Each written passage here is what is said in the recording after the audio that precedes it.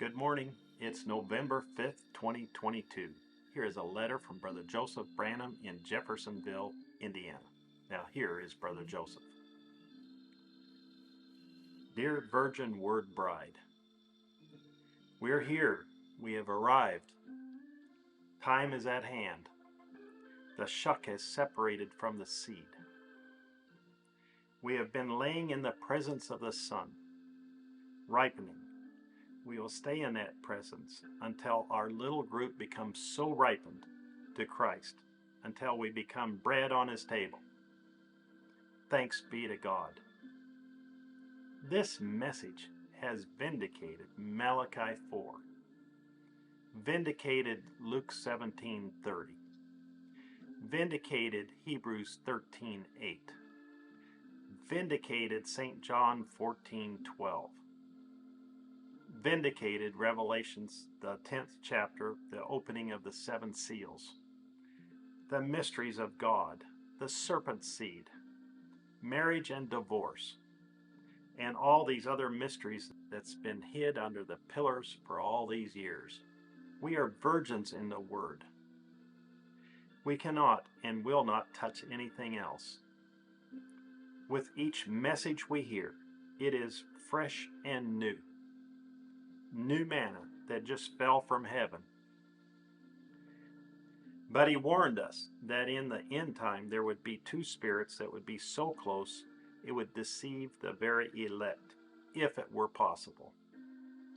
Thus we must be on the lookout for that spirit, as it will seem to be the bride itself. Notice, see how close it looks? Matthew said, St. Matthew 24:24 said that the 2 spirits in the last days, the church spirit of the church people and the bride spirit of the bride people, would be so close together till it would deceive the very elected if it was possible. That's how close. He said, the spirit of the church people and the spirit of the bride people will be so close to each other. That would mean that the church people's spirit would have to say they believe the message of the hour to be that close. That wouldn't be Methodist, Baptist, Presbyterian, or even Pentecostal. They are so far off the Word and even reject the message. None of them has a spirit close to the brides. Satan has tried and has been very successful to be so deceiving even from the beginning. He simply said, surely, thus telling Eve to use her reasoning, and she should listen to him and not just the Word. There's only one thing she was commanded to do. Stay with the Word. Facts. If you have a question, there has to be an answer. That is what the prophet told us, and the answer must come from the Word. The Word only comes to a prophet. The prophet is the only interpreter of the Word. If any man or woman gives you an answer, it has to be what the prophet has already said. It cannot be their interpretation, idea, or understanding. They have to back it up with the Word, spoken by God's vindicated prophet. It's not the prophet's word plus. It's simply what the prophet said. There are now 2 schools of thought. Number 1, you must believe every word on the tapes, as it is the most important messages you must hear. Number 2, you do not have to believe every word on the tapes, and the ministry now has the most important messages you must hear. There are many, many variations to the second thought. The Holy Spirit will lead me or my pastor to tell us what is or isn't the Word. We need more than just what Brother Branham said on tape. You must have the ministry to explain or break down the Word. Without the ministry, you cannot be bride. There are many more discrepancies, but it is impossible to list them all.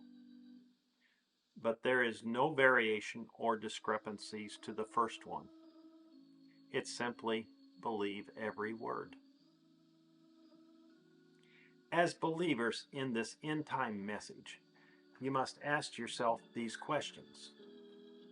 Number one, do you believe what the prophet said on the tapes is your absolute? Or do you believe it is the Holy Spirit through you or your pastor?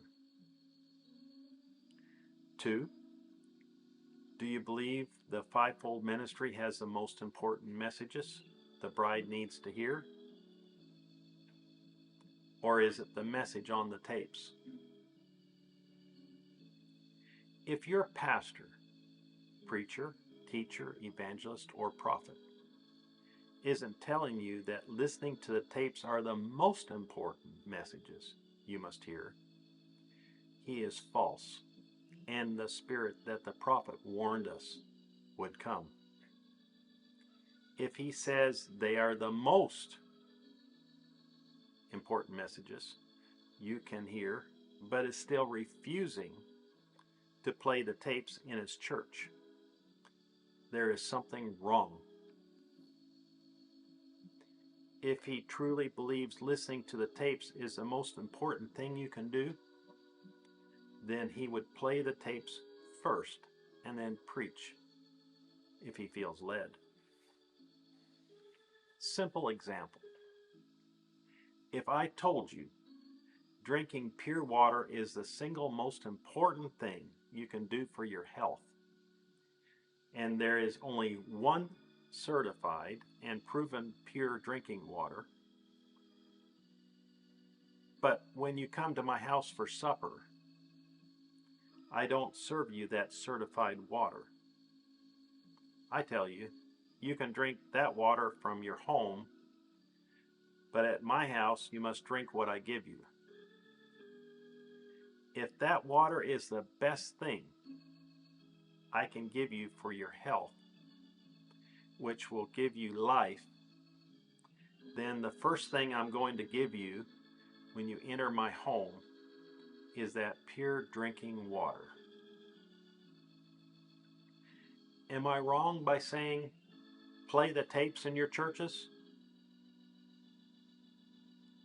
It is the very best thing you can do for your people. It is, thus saith the Lord. Or are they wrong by saying it is wrong to play the tapes in church? Brother Branham never said to play tapes in your church.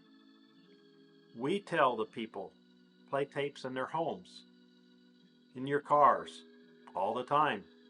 But at church, they must hear me.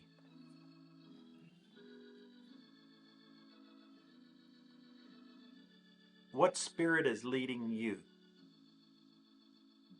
Do you say, what is said on the tapes is my absolute and the most important thing I can hear?